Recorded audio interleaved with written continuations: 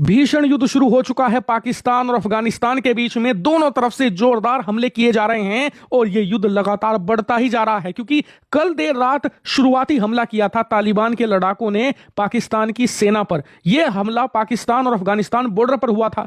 एक दो border check point तक यह सीमित था, लेकिन पिछले 6 घंटों में लड़ाई इतनी बढ़ चुकी है कि अफगान पाकिस्तान की जो सीमा है, जिसे डूरंड लाइन कहा जाता है, उसका एक भी हिस्सा ऐसा नहीं है जहां पर इस समय गोलियां ना चल रही हो। इतना ही नहीं, पाकिस्तान की सेना जमीन पर लगातार पिछड़ी है। इस बात से कोई इंकार नहीं कर सकता। इंटरनेशनल मीडिया जो कि प्रो पाकिस्तानी मानी जाती है, वो भी इस बात को स्वीकार कर रही है कि जमीन पर तालिबान के लड़ाके पाकिस्तान की सेना पर बहुत भारी पड़ रहे हैं। अब तक 15 से ज्यादा पाकिस्तानी सैनिकों की मौत तो खुद पाकिस्तान की सेना कंफर्म कर चुकी है। एक्चुअल आंकड़ा बहुत ज्यादा बड़ा होने वाला है, क्योंकि पाकिस्तान के हॉस्पिटल से ऐसी इमेज लगातार आ रही है जहां पर घायल सैनिकों की संख्या बढ़ती ही जा रही है। और जमीन पर पाकिस्तान की सेना को कैसे धूल चटाई है अफगानों ने, इस बात से अंदाजा लगाइए कि जब जमीन पर यह हमला नहीं झेल पाए तो इन्हें वायुसेना छोड़नी पड़ी है अफगानों के ऊपर। जी हां, इस समय पिछले 3-4 घंटों में अगर आप देखें तो पाकिस्तान की सेना ने हवाई हमले शुरू कर दिए हैं अफगानिस्तान के अंदरूनी इलाकों पर, क्योंकि इन्हें पता है कि जमीन पर तालिबानियों का मुकाबला करना इनके बस की बात नहीं है, क्योंकि वो अमेरिकी सेना से लड़ लड़कर इतना ट्रेंड हो चुके हैं कि वो पाकिस्तानी सेना से कहीं ज्यादा सुपीरियर हैं ग्राउंड फाइटिंग में। इसीलिए वायुसेना से हमले करवाए जा रहे हैं ताकि तालिबानी हमलों की जो इंटेंसिटी है उसे कम किया जाए और तालिबानी लड़ाके जो पाकिस्तान की सीमा पर तैनात हैं, वो जो हमला कर रहे हैं, उन तक सप्लाई रोकी जाए।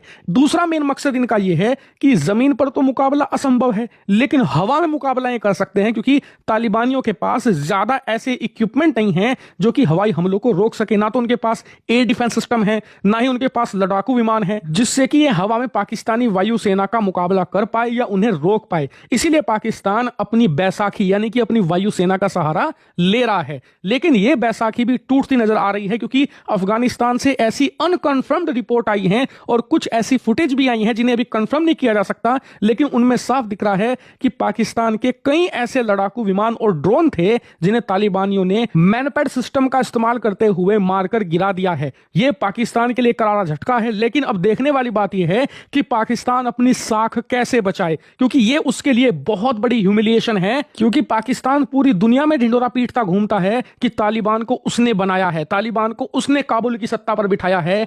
आज वही तालिबान उसके छक्के छुड़ा रहा है, उसकी बैंड बजा रहा है बॉर्डर पर। वहीं भारत के लिए तो इससे बड़ी खुशखबरी हो ही नहीं सकती, क्योंकि पाकिस्तान ने खुद अपने पैरों पर कुल्हाड़ी नहीं मारी, बल्कि कुल्हाड़ी पर पैर मारा है और पाकिस्तान की जो वेस्टर्न बॉर्डर है यानी कि अफगान बॉर्डर है, उसे भी एक्टिव करवा लिया है। और यह भारत के लिए गुड न्यूज इसलिए है क्योंकि ऑटोमेटिकली अब तालिबान भी और पूरा अफगानिस्तान भी भारत के कैंप में ऑटोमेटिकली आकर बैठ गया है और पाकिस्तान दो तरफ से घिर चुका है। कल को अगर ऑपरेशन सिंदूर 2 हम करते हैं तो पाकिस्तान पूरी ताकत से भारत का मुकाबला कर ही नहीं पाएगा, क्योंकि अब ये अफगान बॉर्डर पर ना सिर्फ अतिरिक्त फौज तैनात करेंगे बल्कि अतिरिक्त हथियार भी इन्हें तैनात करने पड़ेंगे और भारत के युद्ध की सिचुएशन में ये वहां से उन्हें हटा भी नहीं पाएंगे। इसीलिए ये पूरी ताकत से भारत का सामना किसी भी सूरत में नहीं कर पाएंगे। और ये सब कुछ हुआ है आसिम मुनीर की बेवकूफी की वजह से, क्योंकि 3 दिन पहले ही शेखी बघाड़ने के चक्कर में इन्होंने काबुल पर एयर स्ट्राइक कर दी थी। उसी का बदला अब तालिबान ले रहा है, बल्कि यह कहिए कि वही बीज अब बो दिया है आसिम मुनीर ने,